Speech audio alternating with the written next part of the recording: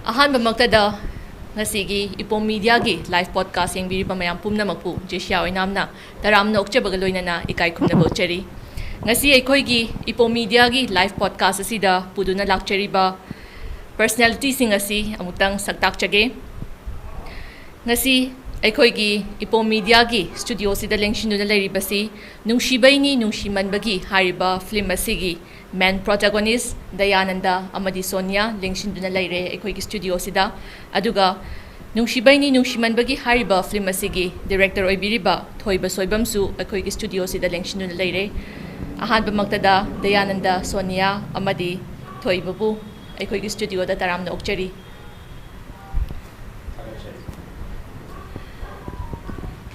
aikhoigi Epom Media gi live podcast asi aikhoigi Epom Media gi live podcast asibu co-sponsor tawbirakpana refreshment gida Red Heaven airport road khari da leiba Red Heaven sina co-sponsor tawbirai aduga makhoigi specialty sina Shawarma da oizai gift hamper na MadhabiGi personal care makhoigi leifamna yungkham leiraktagini aduga ahum suba co-sponsor tawbirai basina brilliant management makhoi asi event organizer amadi makhoigi catering service su leijai makhoigi leifamna khangempali dani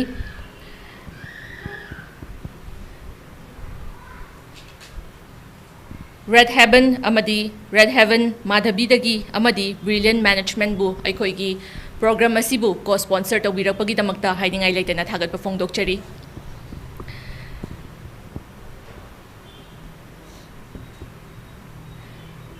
Epom Media app ta aikhoigi film Nungshibaini Nungshimanbei hariba film asigi season 2 asi April gi date 11 dagi screen tawzaragani ngasi dagi su hauna pre-book tawba yaragani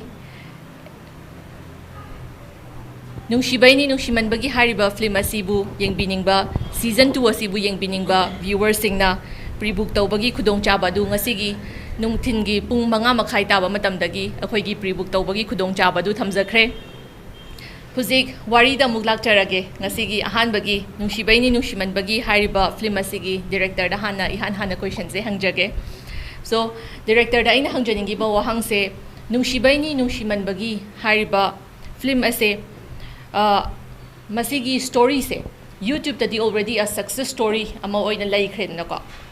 ado sigi success story se sigi nungshibaini nungshimanbagi nataba atopa wari kaya amasu success story oiba mi amnam lairiba aduda atopa wari ngai di khandabida sigi nungshibaini nungshimanbagi hariba wari se oina khallaga visualize tawgrise kai wakhalon dagi tawbikibano thagachari ahan mamaktada Epom Media gi YouTube amade Facebook pu yengbiriba audience kuding makbu ahan mamaktada kai kun wuchari ngasigi ahanba question sigi haja batare nungshibaini nungshimanbei se wari dadi already success ne suduma haibire ko success oi aduga haribu wari se select tawbagi maram se kaino ha kanda koina hana already pre plan nama hana tokto kanda ekaramba wari se koina matam se covid pandemic ki yamna kaino oiba timing su oiba ko ana wari de yamna mi sing se focus tong lagi bai tare wari sing se de yamna tanara kanda wari gi magun hai tare magi kaino se yamna khangnarak pa timing am oiba ada haibu wari se khoi se artist sing se loine difang taw leiba ana artist sing se kamaina promote to baya ga dagi duga film se meli film so gumba ke gumba se namba ya ge de timing su oiba hai tare to budu koi to si su film ni film orga su sina season 9 ba series oiba dugumba kaino makhak ni hai tare ko ana haibu wari sing sidadi documentic mayam am legre wari phajaba documentic lei hojikti wari sing si so yamba hana film gi lermi ba machat ka hojik lermi ba machat ka kitang tongan ba su dum leiba hana na wari se sungang hang da wari im puthoga su adum yengna bagi dum ba kaino ma su lermi adugum ba se hojikti kitang halak pra ne khalle ba ko haidi hojikti wari da loina focus to akanda wari phajaba thiba dagi audience sing na ta gi ba su wari ta loin khanar bai type to hai tare ado ahan bada khoina nungshibaini nungshimanbei se select to gri se ta sengna ga di pre plan loi to we koi artist sing loina yaugudori basing hai tare adagi producer gi side gi su dum haira kan de karamba wari toksige kosige dagi Dayananda naga haira kanda kamai tok si khosi na khanara kanda wari se edudi leibo wari mayam sing sidagi matam sida kitang mayam na unique oi ba haigadra kitang hena audience sing na pambado adum wari yang akanda haibo wari se mayam sidai haibo wari sina kitang phaba male na admai tor kanda wari se koina writer sidagi ayaba se lower kanda copyright se lower kanda koina asmaina picturization tabagi se asmaina tawgim na haitare to budabu wari mayam amadi lei adubu wari mayam se phajadi habadi nati adubu akoi gi su laibak phaba haigadra adagi tawruba su hena cast crew sing se aidi artist sing se casting se yamna magi character se susan nagiba adumbo oibana mayam na su hena pamna bane na dumaina ina han ba question sigi wone di thamjage yam nungai zare thoiba ado amuk ani subada Dayananda da lakcharage Dayananda wari sisu ke haini sima se aina di yengjari ba sima se ahan ba season si khak yeng da ngai ri ko ai oina di aduda aina thengna ba matam da Dayananda se adum nupi da phubi ba chaibi ba adagi ke haini tathi da oina ngangbi ba da nupi sida adumaina gi character ama lawgi ba ado Dayananda sigi character se yam pam na lawgi bra natraga kabayan tawgi ke film gi role se pirak ba matam da tasena ga di daga nasi nungshibei series da aina loriba character se ai sana su pame adi si pame hadana hayeng punchi da smana thoke haba mukti nataba aina mama ado thok taba su hen si ko thok taba su odini mamang da aina tawjaki ba action da smana toba character sem ta yaudi ba character sim ju aina tawjaki ba id amom da aina tawgi ba character yam cham na yam ayam mun taw yadu sijina kitang character kitang sense soraga smana phangba sida aingonda thokta nungai bam ni phawe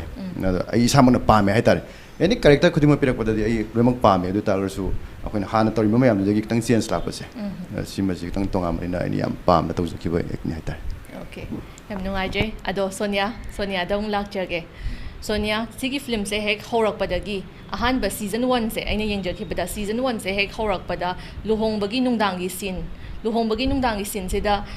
salaina ningsing da khupang na thaba and then nongala kan da su amu kai haini chana mamai da haizen bibagumba sumaina tawba portrait tawba se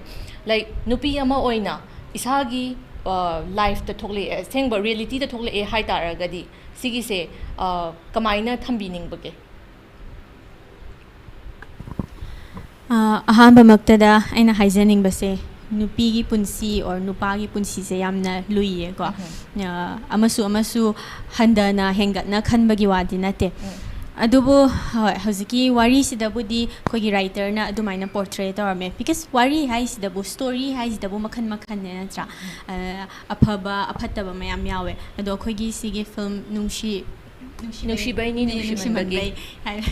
nervous tat payini ko ado sigi film sidadi hoi wari sida nupi otpa aduma mayam yawe adu tawdabu akhoina hainingi se audience viewers ki makha su pole ko ado si se akhoina women or nupi da tawriba thabak se phayen utpanate ba patri ne ba ko wakhal akhoi yengi ba akhoi wakhal lon da leire ko adu ado si se asing bada kai gumba tho e haragadi aina haining ni badi khoi yum pan ba punsi se yum pan ji kan da yam namun na khanbi ba ko hoi adu badi tambangam de mioi ba gi punsi se hadi nupa or nupi se khangnari kan da di loina mak pharam ba yai ade imung manung pharam ba yai ado luhonga matung da di kai olakani se tambangam de ba anu tambangam dam ni na kitang section ho se checksil laga di kitang do oraga su khanghau da ba pot myam ama khangak pa yai na yum pan ba ji hekta yam blind da pan gum se akhang kan bine na bu hekta hai oraga hoi da de an de hoi na di akhang kan bine hai ro pusi ai ba ko ai sum akhang kan bine hai ga su kayam kuina wa doino na tra si aina hai se both side ki ne ba haji nupa da su awa ba myam lai nupi gi side gi awa ba pi ba myam su lai ko nupa da su waraga hai ba ngam da ba myam am su lai ri ko adai nupi da su haidi khong je thangjeluram ni na handok pa ngam da ba gi awa ba myam am su lai ba aduna nupi oi bi or nupa oi ba sing ko hayo haragadi kitang yum panjikan gi da kitang khara phajana munna khanbi ba maram di sigum ba awaba je kasu thokhaning de ba hoi film da mayam portrait orga su koina film da utli je phayena utpanate story line ne aduga hoi film da kai gumba aina writer da khara haining ba lei je ba ko haibadi tungda story puthorpa matamda phattaba mayam se utlagasu last di si se phatte ko smaina tawbaji di phatte ko society da phatte nupi da phatte nupa da phatte haba se utlambagi chance amadi piramagadi phayena khalle so akhoi gi film da adugumba mayam ama portrait tawragasu mayamna lana lobiganu wari oina dum khanbiyo aduga just akhoi gi love story ama oina uchabane aduga asengmada su thoktaba oisano na haizaning yam nungaijay asengbadasu thoktaba oisano hanasu tambiri Sonia na ado wari se Sonia huzik se amarom da hairagadi huziki matam se women empowerment haina lae ko matam se aduga huzik Sonia na su sigi film sida cast story ba cast over sida isa se yamna akhang kan bini hairaga khongpham chet bini hairaga huzik lengda bida lairi ne ba huziki sima sida dinatra ado sum kari haigani Simasida Tauriba, Sonia Tauriba, role Siga, Huzi, Sonia Adugi, Huzi, women empowerment gi matam sida, Adugumba, role ama low haitara gadi low gadra. Saida Dayananda na high kibaduni role hai sti role ne ko but hoi story script di kitang jackson na pa batay maram di hausikan di amna sensitive hoi ba topic ne si se so akhoi na hekta blindly kumuba matamda yawruba matamda akhoi di actor hoi na dum actor ri ne aduraga su mayam na sum film na influence taw gidra na pakhat bagi comment mayam am su yawda ba natte ba hadi Sonia nang na sigi role se kai no khalli se hai ba question na su tawe ba ingonda adu hoi tawbada boy na sa high ri dune hausi women empowerment or like human rights hai se ko dum loina ma gender loina ma ke dum equality gi matungin na script sidi yam luna khandare aduga hausi script se angang na irak boy gera ahan na irak boy gera moina irak pa script just a story and laura se wana laura se hausi phau gi di aduna dum hoi tungda di soidana ba ko soida ba so irak sano aduga khoi hausi society je nupi su kitang handa na ubirak pa adai kitang khongkap khuding gi yengsin ba matam su oire e ha khanjai aduna kitang adurom da su kitang aphaba rom da influence tauna ba ko adumba story khara puthoaninge and tanja jaragadi aina su kumba phangjaradi phani na khalle okay director na su puthok pirakani na khalle ko ado director da ung lakjage director huzik sigi film se hek namak pa matamda cast protagonist ani se masu director na choose to biram gani na thajai ko aduga atopa cast supporting role lauri bangai se sisu makhoi se khangalak pa matamda kamaina khangalak khige aduga kai challenges ti face to khibage haibadom takpiyo sengdi hoi hojiki cast khanbase yam challenges kai da ai aina pigadu ke character se ma heng aina pi character se ma to ngam tragedy film se pura yaru duine mane ana character ma khana wona bada yam na khang ya da sidi adagi angang just beginning hoi besu hek hogla bada ngai ba artist ore besu hek nyam na yeng bada nungai da ba artist hai ta mo ni to to base medi espace he machine di pai ma to ma yani adum artist se ayamba sinung sibai ni se da yaru ba artist se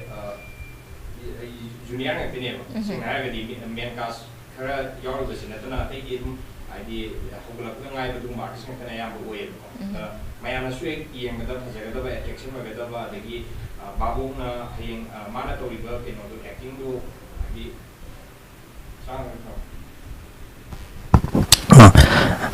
hujiki do amuhanjar ki ko artist kan bagi matang se ka se khoina hujik yamna kaino oi bai tare challenges se duki matik leiba challenges leiba se duki matik lei maram di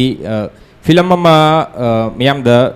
uthok na bohna matam da moina lor ka doi thodang se duki matik chawe ba akoi di just moi de tak ba si to samai to haibu du khakte ne ba tor ka doi di moina tor ka doi ni dana ana adugi matang si yamna challenges oi duga artisting khan bagi matang si su yamna kaino oi gi ai tare challenges te dugi matik leire the main casting si di dugi matik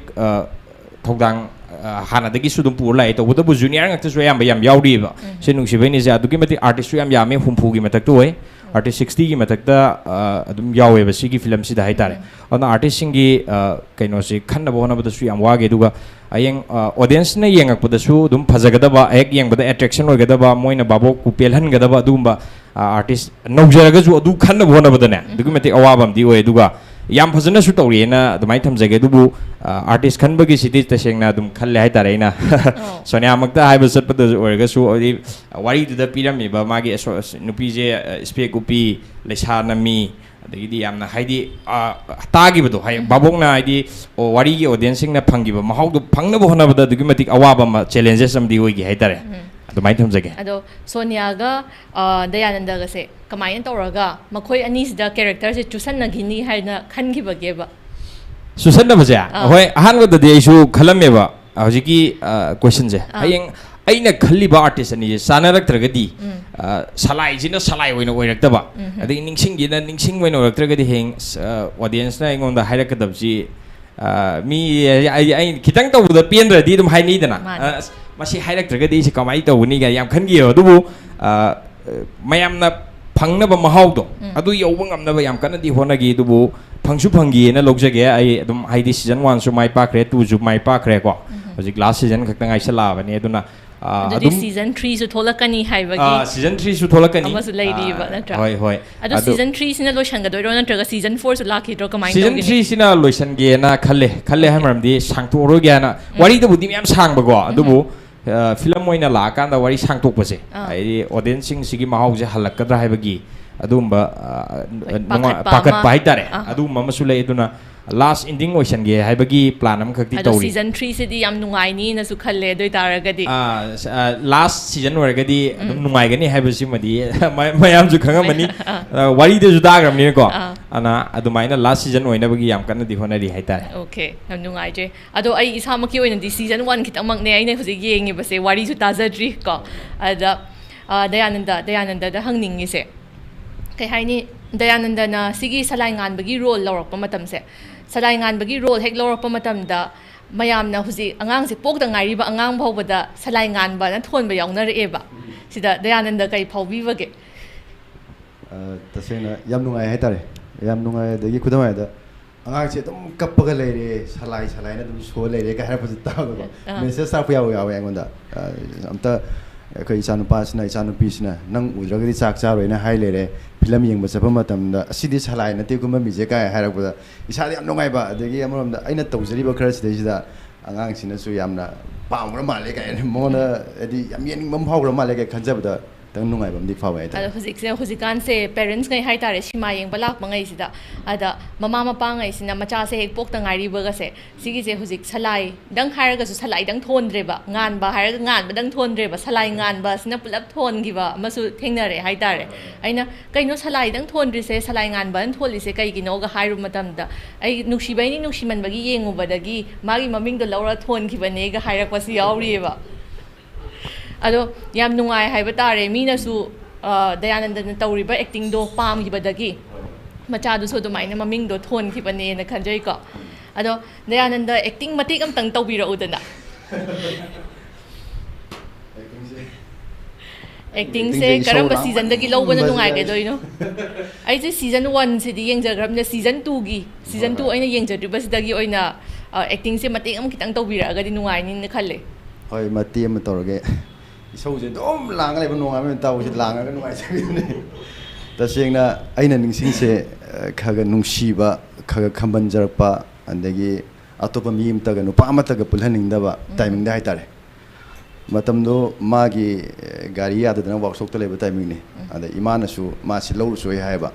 adagi aina su dare hek mamang da thoga ngai ba su hek mai mandi ikai jaba haitare aina mona tawgi ba mayam du ga aina ngai selaga di yam pam jaba mangidra kai khalaga marum da lumma ga gari khama le ngai da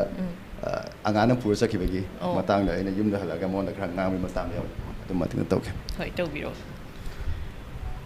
aiko matung da di gari ya dro ngan tro dum thelo aiko dam te yelakano kai gi kai no kari gi yepano nang diam yana da ne bishop pinga da gi yam tona yam taw da ne adugum ta bok to tawge hadine nim na chalaga lobcho mafam selaga to budiyaro khaba nang bu khama misak amana engon da haba matam da ai kem kai gani nang na sai da khali ga do baino ha nang di to ngami ni na nupa da gi mating lob ka sayang ngami ne no sak tu ga situation jage yam nungai Dayananda ado Sonia dong lakchage Sonia se acting matik am tok si dana dialogue wari sana dringai da Yai kesu kaide. Natraga isay oina sakse haibro kamay tawsi. Isai gidi viewers khara su khanga mani isai kya mai hai the do. Isai gidi horen Dayananda gi sakhan je. Ma interview khuding gidi sakhan bane. Isai su khara hai na su tai adu mongondo ina sakhala se isai sina. Mongondo ina sakhala se. Dialogue to ahanbagi season da gi oraga su matek amtang adu horen khara sangbaduna horen ko na tawrasu yai. Dialogue se hoi ai gina Dayananda gina isau panglang lang ba ai gina pangkap ta kapaga ta ne ba ado hoi ai na tum yam ningjang ba mati ama khakti lai trailer da su yaw bagi ko trailer da hanjan hanjan yeng bagi khang ba do ai season 9 na namak pani ne yam sang bagi ko karam hita kaw ki gum tawe ba mati khak taw sa age sin se khogi salai na accident thora matungda ma se hospitalized toraga laiba and aina salai sina tumi kanda dum ithanta sonja ba da adu gi dialogue to na tora age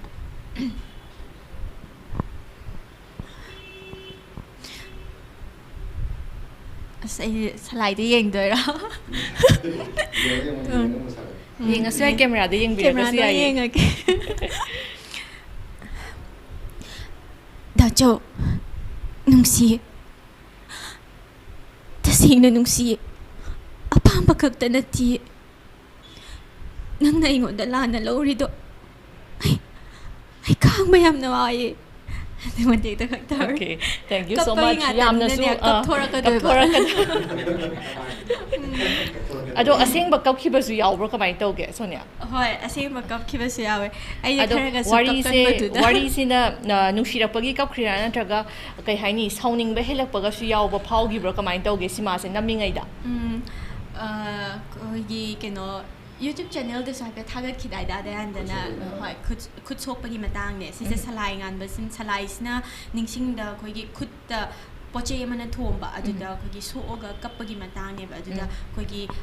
mama ade ningsingi ima ade ningsingi mabung ningsangapagi matang oi ba ado dialogue tu syam nungsiba matang oi and again adugi numit to ingon do syam na tension laiba numit so oi ba kitang stress laiba and somgi college ki thabaki kogi group ta message har aga message pa dro message udro no ozana nganga pa matang su oi ki ba ade di plus sigi shooting gi musin su yam na emotional oi ba matam su oi ba adugi ani je phangzen na give to the nice ado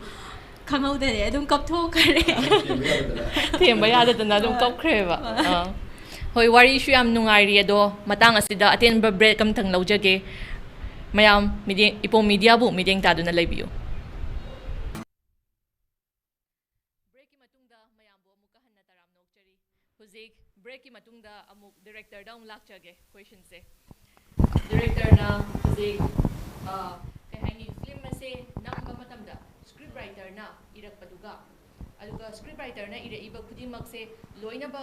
nang dayade haibagi wakhalonda direction pi khibra natraga isana freely work tau khibra haibado adugi do makhangjaninge director dagi hojiki question sigi keno se taseng bagi di wari se wari se namba matamda writer gi side gi su mana wari se khara kakthara de koina wari se sangman bagi wari se samjan biu haidana ko haidi lokthok pa yaba cut out to yaba point sing adum yenga lokthok pi yona mo onda dum hana haiba adum mana cut out to ga lokthoraga pirei ji ju dum sange ya deba ana adum haidare wari gi mahau mangidra khanbagi pakat pasu dum lei haidi tasengna ga season 2 je ina khara kakthale di adum khara season 2 da legada magi lengse yam sangman gi bjina film amagi duration ji 2.5 hours pung ohum ga ji yam sangrani ko ana bombing on this boring chuba yabagi keno ma leibani na 2.5 hours da samjal langna bhona bada yari gi dum soidat kreb film se taseng bagi film sigi oi ba magi wari ji da direct na ma ga film ji di hayeng ke haitare chahi ma chupna dum yeng bi film ne ko ana am yari gi ma sidi mana piraga su akoina khara kakhat pa haiba ji di dum oirani keno ha ka da wari da di dum yaba visualize ta kan da yada su mem yawe wari da di wari oi ne di ta da di yam nungai gi ba babong na ta da di nungai ga da ba haitare ko adum hapsan ba gi su kai de to bu visualize ta kan da di hapa ya da ba jaga mem yawe ba ai di moina wari du dadi ohelamba adubu aina screen da ta da yaroi da phajaroi da matang adum yawe ko adu masing gi dem soidal lai tar o aduna wari da gi di film na dum khara dum hoi khara di dum shorten tawga cut tawga kani habaji madi dum screen taw thoga phasana screen taw thoga director hi apam dum di tawre natra mai tawri hai jata ado amu director na so se thambiri ado salai Dayananda da lakjage Dayananda huzi film ase number matamda Dayananda da thengna khiba challenges kai kai awa nungai gadi thengna bi khibage yam thene sigi film nungshibei number sida aingonda su yam challenge adi mana salai chadu sibu kaina aingonda yam ma go mayam lae ada yudi matam da salai character se mayam loina udan legre Manipur da salai sabinu mi de ka har ko de ko mayam yawe da iba character sing jai tare ko bidi kan audio na ta gi matam di mana sagani ma ayo saga bi da mani adu gi pot de da aina saiba salai character se chana roi ma de du to bani anda to bani side ge mayam lai adu mana maraga tasengna wari se how de lu se ai yam dan tai hai tare ko hadi mayam na pami ba mayam na uri ba pot ma ai u bangam na ba di yam kana hona gi adu ga ko gi kay ni kitang khongthang bo haiba tare tasengna haigadi ko salai na karma miyang yengi ningsing da kamain towi college ai tasengna yam hona je duga film jin na phom tam jaina mo na hai nang adugi matang do ma kanom to mali adu matang da idea script ai no loi pa lo min hai tare ko adum ta ta sin jam towe akoi ni si sin jana pa kachira sian to jira kana sohening da bodu mayam na expect to le ba pot de da akoi na kitang adai wari da ta gi adugi jaga dum di yorok te ka hai ba yamna kamal loiba water di kakthang da bai tare tasingna akodagi khoi ladu thabagi Sonia na nisingna ladu thale maga aina lapagi da ubagi yam I want the power feelings to madugi pot bokta tasingna akhoi khangu deba ai di script kan tor lem description lem bai tare ada khoni ji ye adugi sin adugi kan episode tu da adugi matang dum yaw yam ta check to ji ga khoni na check to min ra ga tare ko na di kakthat pa yaw matang chu dum kakhiba aduga ya da matang yam ugi pot tu di akoina mayam na salai he karma dagi kamaina mana salai characters da mayam na hena pami ba character se kamai to ba character no jam analyze to ai tare ko aduma aduga awa ba se tasingna harga di adung wa suai mayam gi person mayam sin hai tare adu masimang na aingonda kom thok pai sok tu madi so yaute yam kana section hona je ai adu Sonia na huzik sigi season ahum huzik season 3 season nami tak pire ko ado season ahum se nambada karam bana khwai dai nungai khige ado anam bana Sonia gi sin je kapagi sin ngak tane di haiba ado taraga su Sonia na sigi acting se ma tawba matam dadi ai gi pukning yam changna tawzakhi ado sigi sina yam nungai khi ga haibado ado karam bana inung nungai khi bage sigi season ahum sida nungai ba haragadi loinamakti nungai ko adubo season 1 gi excitement to adudi kitang different oye maram di season 1 dadi loinamak crew member artist anoba mayam ga su thengnarak po oibagi dedi wari su sum nauna muka namakpagi nungai bado adudi phawe hojikti used to oi grab do hadi season 2 season 3 namak padadi oh haga dum imung manungi type to na ma dum khan khreba ko season 1 dadi hoi excitement na malay ko artist anoba mayam thengna bagi adai wari dusu mayam na pamne haibagi ka hatar asibu aina ningsing se sarga pakadra ne na khan bagi ko adum excitement lay aduga yamna nungai ba man hoi kapagi sin nga tani aduga mayam viewers na zu khangam ni khoi sigi film sidadi chaba su yam yawe ba chaba su yam pamza bro bai sa se hoi chaba gi season chaba gi sin namam dai se dum khoi gi action tawdri kan ji khamra dum koro dum chasan be aina ko dum nungai jaba do de chak chaba gi sin si su yam me chak chaba si su dum ka hetar chance lor dum cha do in kenon dum chasan be am nungai adu ma sin do ko adu aina yam thawai ta na tawki ba har ga di loinamak dum pukning jang na tawe adu ga hoi yam sin gaise hadi dum yam laiba sin amta yaude kappa yam serious oiba adumba adedi kappa na traga su tumin na phamma leiba ga su ningsing je wakhal yam na khanba adumba oibani na ko wakhal yam na nungai taba wakhal yam na khanba misak amani na adumba oibani na kitang wakhal khanba da su kitang manba manda ba leibani na ko khara man na ba adumba kitang di hot na ye adumai na hot na ba matamda isada tension ga di leiba phawra kamai tawba yauge tension mak leibati na te dum khogi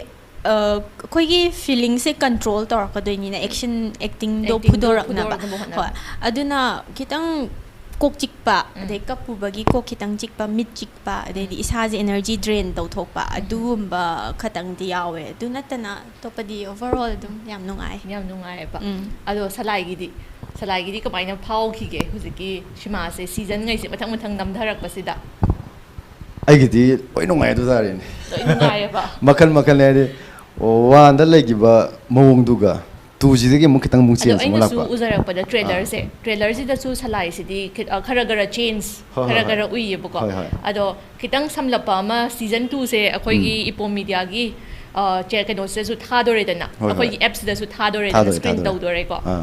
11th April sidagi Friday numit sida screen tau jaga doine aduna screen tau ba sida su mayam na su kitang khanghauna ba haitare ayeng ba mi budi dum yauna ramani December 21st ka 22nd ga di already premiere show bi gre but mayam na yeng driba ngai na yeng ba da nungai ga da ba haitare ana kitang wari se kitang khak mayam na khangalam sira kamai tau sige khangala su dum yai ka su ka di mayam ni wai loi ta le rabani na mayam na je yeng season 1 yeng ma tung da season 2 da di nungai ni nang amung Sonia na mu otoi ni ningsing na mu ot pidorom ni kai na harak paji ko nungja dum osu otoi ni di aina mo da ningsing na mu ot khalak padi mana atam na ot padi isani sa ocha bai do ai di aina ma se nung shiba horaga aina ta ma le ning da ba mana le ning di sina kai no da aina ngang kadra na ki ba adai khamban bagi saruk sem Europe pa hai tare ko mo da kitang mana thabam to ma da aina ying janing ba adagi nungdang da Folam tang lakta ga season 1 da torom misika season 2 da torom misika to pane ba chen sem torok pane ba khamban bagi saruk se dekhak pane ba season 2 se na aduna folam tang lakta ja hingda folam tang lakta puka hogolaga kana folo jon lai je kai pakhal laga ko adu company gi folo ba ga asthong pani da na kan ba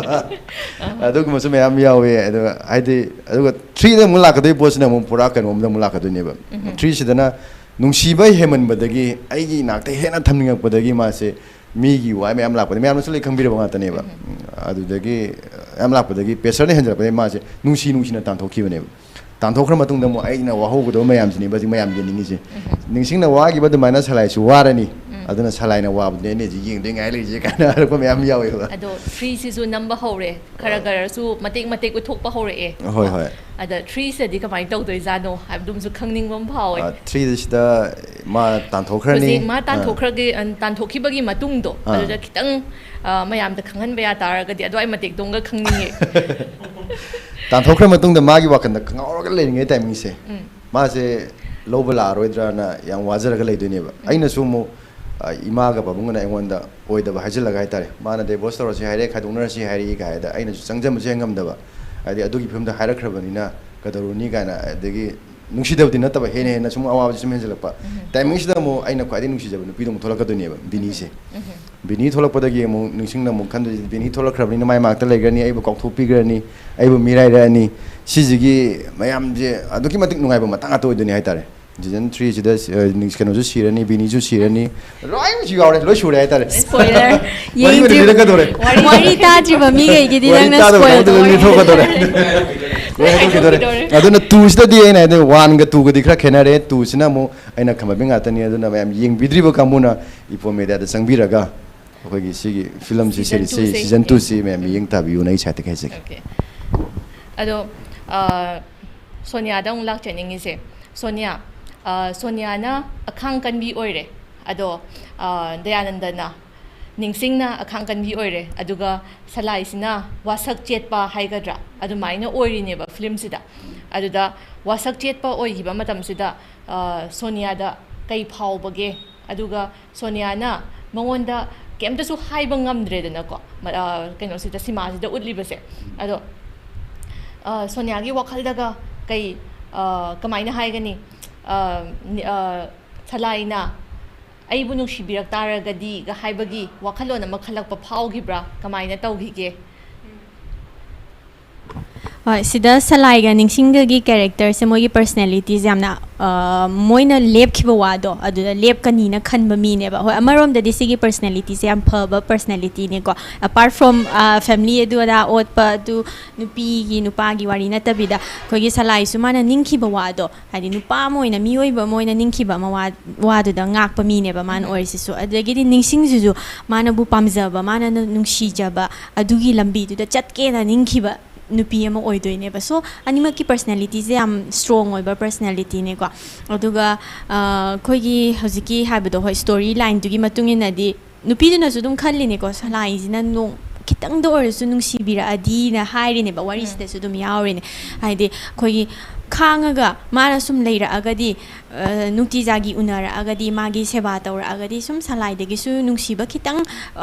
ꯐꯪꯉꯛꯀꯅꯤꯀꯣꯅ ꯑꯗꯨꯝ ꯈꯜꯂꯒ ꯅꯤꯡꯁꯤꯡꯁꯦ ꯈꯥꯡꯉꯒꯅꯦꯕ ꯂꯩꯔꯤꯁꯦ ꯑꯗꯨꯕꯨ ꯍꯣꯏ ꯍꯣꯠꯄꯨ ꯍꯣꯠꯅꯔꯗꯤ ꯐꯪꯉꯦ ꯍꯥꯏꯗꯨꯅꯤꯀꯣ ꯋꯥꯔꯤꯁꯤꯗ ꯎꯠꯂꯤꯁꯦ ꯍꯣꯠꯅꯔꯝꯕꯗꯒꯤ ꯑꯩꯈꯣꯏꯒꯤ ꯄꯥꯞ ꯄꯨꯕ ꯍꯥꯏꯗꯣꯏꯔꯥ ꯀꯔꯃ ꯍꯥꯏꯗꯣꯏꯔꯥ ꯁꯂꯥꯏꯁꯤꯗ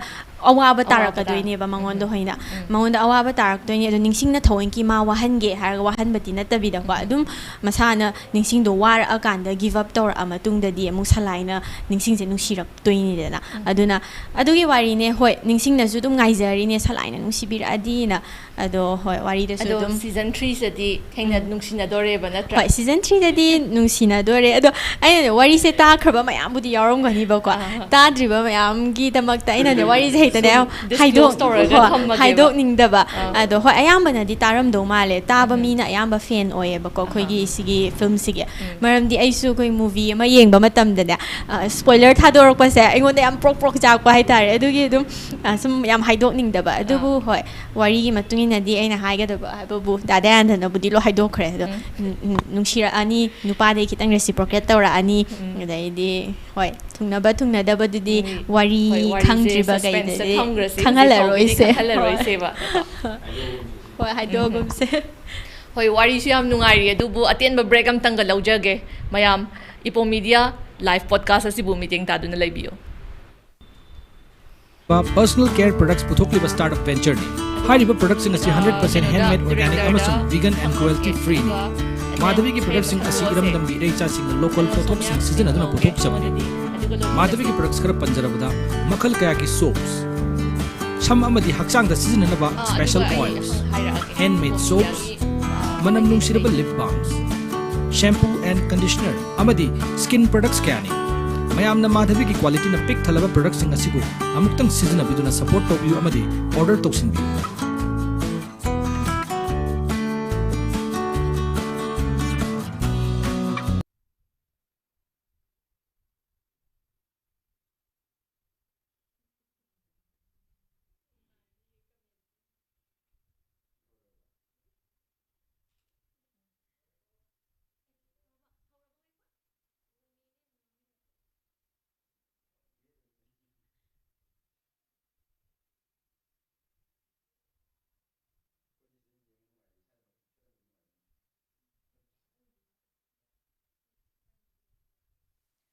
ꯕ꯭ꯔꯦꯛꯀꯤ ꯃꯇꯨꯡꯗ ꯏꯄꯣꯝ ꯃꯤꯗꯤꯌꯥ ꯂꯥꯏꯚ ꯄꯣꯗꯀꯥꯁ ꯌꯦꯡꯕꯤꯔꯤꯕ ꯃꯌꯥꯝ ꯄꯨꯝꯅꯃꯛꯄꯨ ꯑꯃꯨꯛꯀ ꯍꯟꯅ ꯇꯔꯥꯝꯅ ꯑꯣꯛꯆꯔꯤ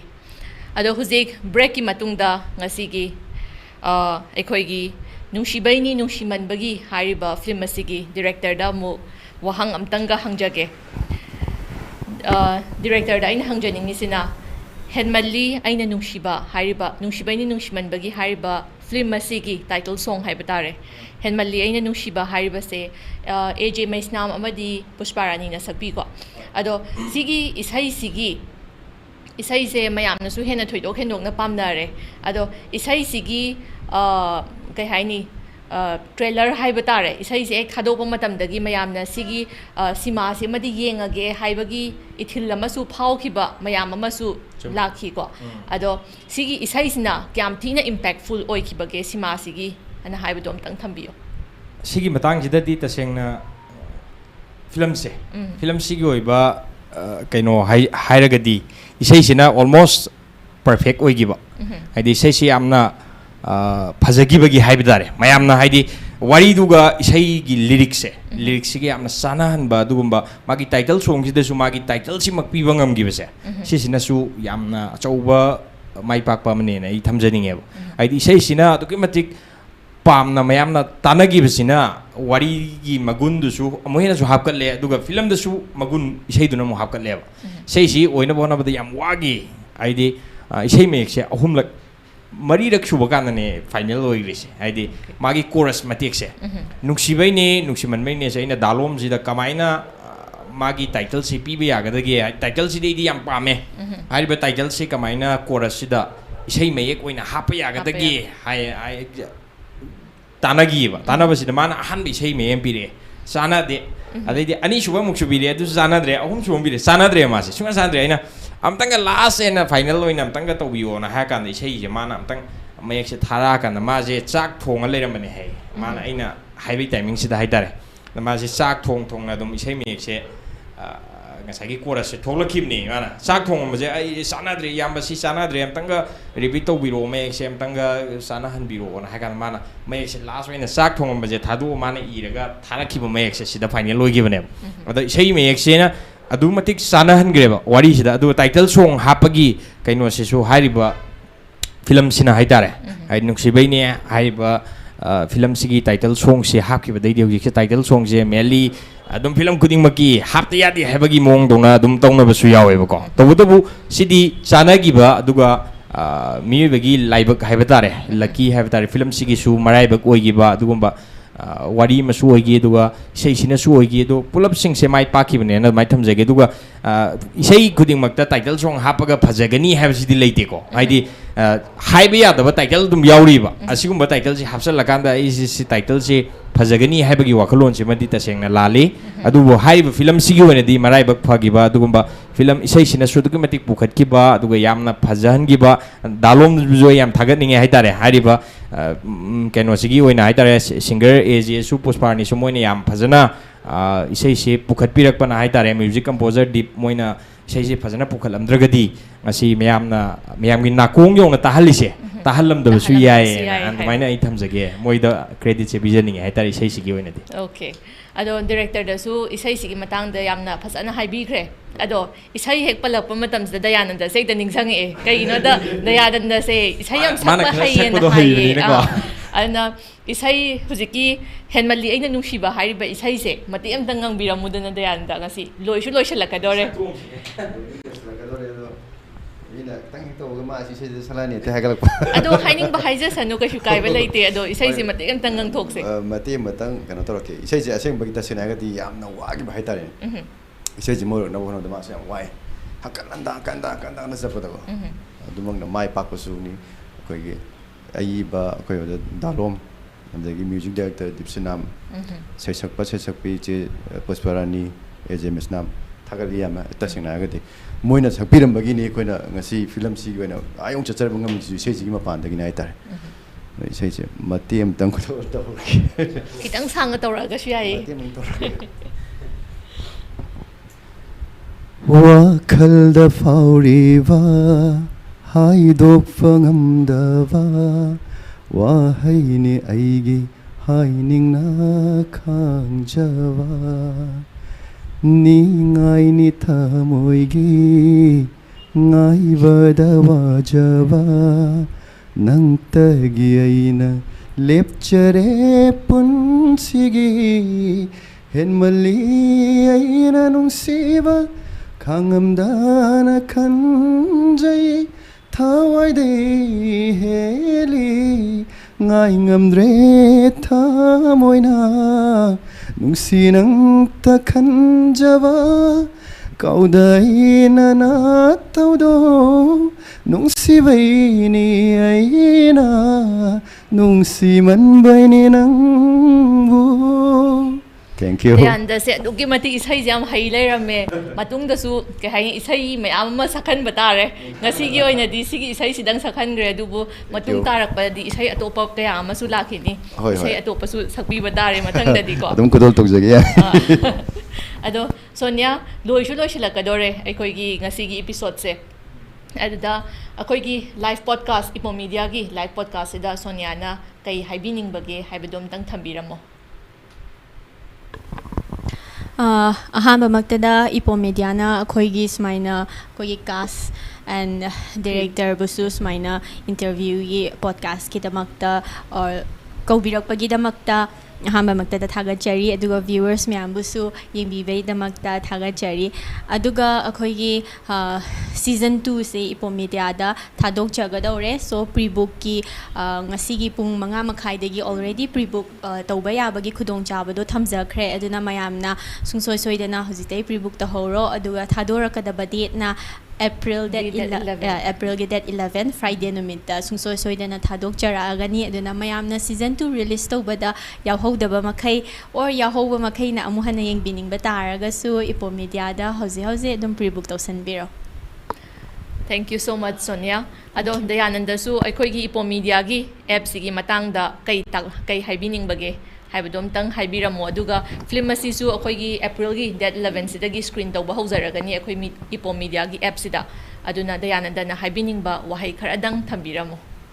ꯑꯗꯨꯝ ꯆꯞ ꯃꯥꯟꯅꯔꯦ ꯃꯌꯥꯝꯅ ꯍꯥꯏꯔꯤꯕ ꯐꯤꯂꯝ ꯅꯨꯡꯁꯤꯕꯩꯅꯤ ꯅꯨꯡꯁꯤꯃꯟꯕꯩ ꯍꯥꯏꯔꯤꯕ ꯐꯤꯂꯝ ꯑꯁꯤ ꯂꯥꯏꯕ ꯑꯦꯄ꯭ꯔꯤꯜꯒꯤ ꯗꯦꯠ 11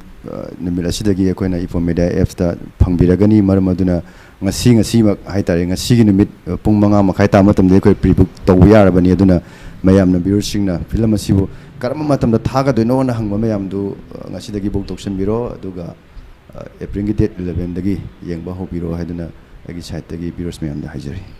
ꯑꯗꯨꯒ ꯑꯩꯈꯣꯏꯒꯤ ꯐꯤल्म ꯑꯁꯤꯒꯤ ꯗꯤꯔꯦꯛꯇꯔꯁꯨ ꯑꯣꯏꯕꯤꯔꯤꯕ ꯊꯣꯏꯕ ꯁꯣꯏꯕꯝꯅꯁꯨ ꯑꯩꯈꯣꯏꯒꯤ ꯏꯄꯣꯝ ꯃꯤꯗꯤꯌꯥ ꯑꯦꯞꯁꯤꯒꯤ ꯃꯇꯥꯡꯗꯁꯨ ꯈꯤꯇꯪ ꯍꯥꯏꯕꯤꯔꯝꯃꯣ ꯑꯗꯨꯒ ꯐꯤल्म ꯑꯁꯦ इसामकना डायरेक्शन पीरिबा फिल्म असिसु स्क्रीन तौरकदोरे हुजिक इपोम मीडियागी एप्सिदा डेट 11 एप्रिल की डेट 11 सिदगी स्क्रीन तौरकदोइने सिगी मतांगदसु मयामदा येंगबिनबसु अमुतंग निंगसिंगबिरकनबा हाइजरी ngasiगी live streaming sibu yengbiriba viewers khudingmak ngasidagi haijaba tare Epom media apps ki apps asida prebook tawba yabagi adugumba hariba film nungsibaine nungsimanbei season 2 asigi prebook tawba yabagi khudongchaba du leijare aduna hanana premiere show natraga hariba film asibu yengbi hogdaba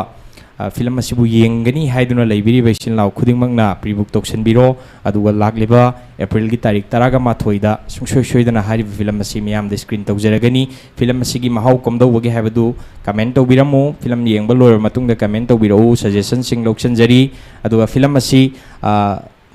asigi top mahau karmaina piri bage haibadu yengbiu haidana aigi site gi amadi production team gi site gi thamjari aduga Epom media apps ki iOS apps su hojik dum phangabani aduna iOS pu hana install tawdaba leramagasu madugi apps to Epom media apps asi install tawsan biro aduga hariba film asi sungsoi soidana April gi tarik 13 da yengba phangagani haiba segi site gi thamjaram ge haizab tare. Okay, thank you so much. Ngasi Dayananda, Sonia, amadi Thoiba ngasi akhoi studio sida lengshin birakpagi damakta hainingai leitena thagatpa phongdokchari ado ngasi akhoi gi gift hamper को sponsor तौबीरको माधबीदगी अदो gift hamper से अमतंग खुदोल तम्बगी तंजाद लौजगे अहानबदा सोनियादा दुम दिजरगे सोनियाना आई नाकंदा लैरबनिना